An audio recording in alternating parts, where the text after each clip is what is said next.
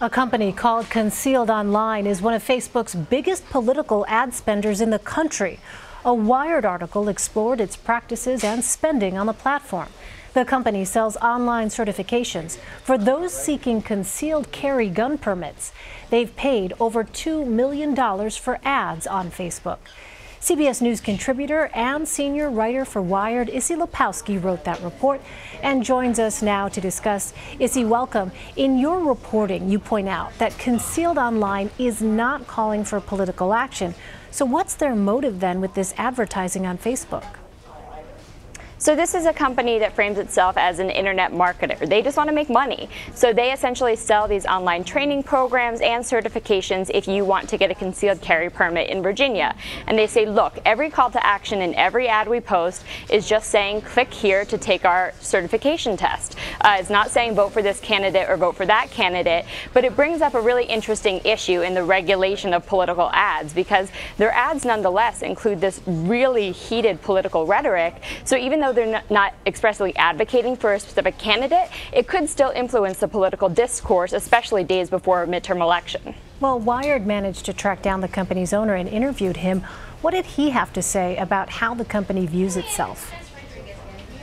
Well, first of all, he's not very eager to put his name behind the company. He wanted to remain private, and that's because he says that his personal politics don't necessarily reflect what's in the ads. He's afraid of backlash from, anti-gun advocates.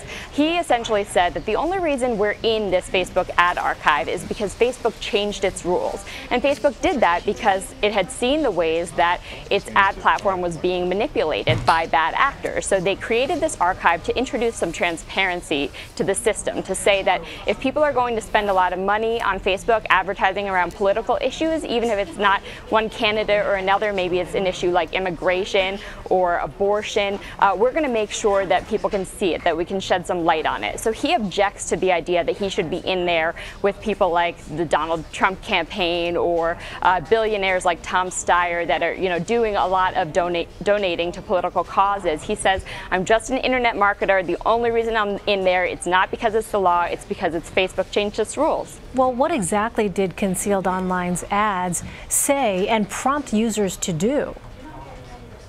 Well, a lot of them, especially before the midterms, said the blue wave is coming, mob rule is coming, the gun-controlled Democrats are going to be in, act now, act fast to get your concealed carry permit before it's too late. Essentially, pressing the idea that, when Democrats took over the House, they were going to change some of these laws. However, they don't mention that the law that makes their business model possible exists in Virginia. That's a local law.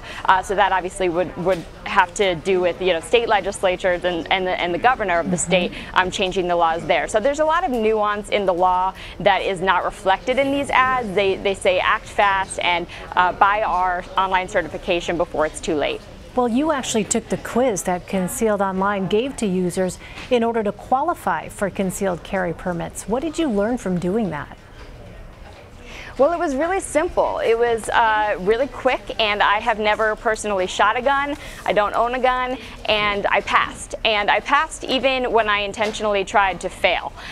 So obviously that's an issue that is not just specific to this company, Concealed Online. I should note that they're not the only company with this business model.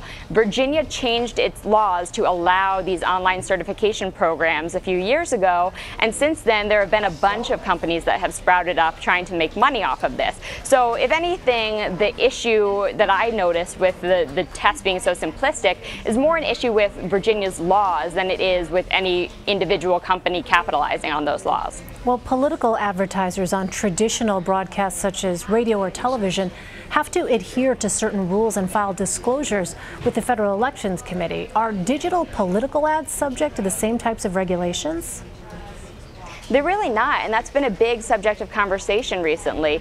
There's been some legislation introduced that would try to apply some new disclaimer and disclosure laws to digital political ads, but right now it's really just a wild west. That legislation hasn't gone anywhere. If you're going to advertise on TV, for instance, and you are going to advocate for a given candidate or tell people to go out and vote for a ballot initiative, you are doing what the Federal Election Commission considers election electioneering communications. Well, those same laws only apply to broadcast. They don't apply to digital communications. And so there are some efforts to broaden that, but the FEC hasn't really moved on that. Well, even though legally these ads aren't regulated, Facebook has faced increasing backlash and mounting pressure around election influencing on the site. What efforts have they made to try and improve transparency, and have those efforts made any impact? Well, I think that the Facebook ad archive that we've been talking about, the reason I found Concealed Online to begin with, is one of those efforts. They created this ad archive so that people like me could go through it and see who's spending the money. And companies like Google and Twitter have done this too. The problem is all of these companies have their own way of doing things. They all classify political advertisers as different things, so it's hard to get a uniform picture of what's going on. And remember, there are plenty of other platforms out there that aren't doing this. Facebook has also instituted a new policy where if you want to become a political advertiser, say you want to advertise about a candidate or even about an issue like guns, you have to register as a political advertiser. That means they have to send you a physical piece of mail to your residence that proves that you are a U.S. resident. And they did that because in 2016, we saw these Russian trolls from the Internet Research Agency buying these ads, paying for them in rubles, and there were a lot of clear warning signs that Facebook didn't catch at the time. So now they're trying to implement some obstacles so that the same tricks can't happen in the future. All signs of our political and technological times. Izzy Lepowski. Izzy, thanks so much. Thank you.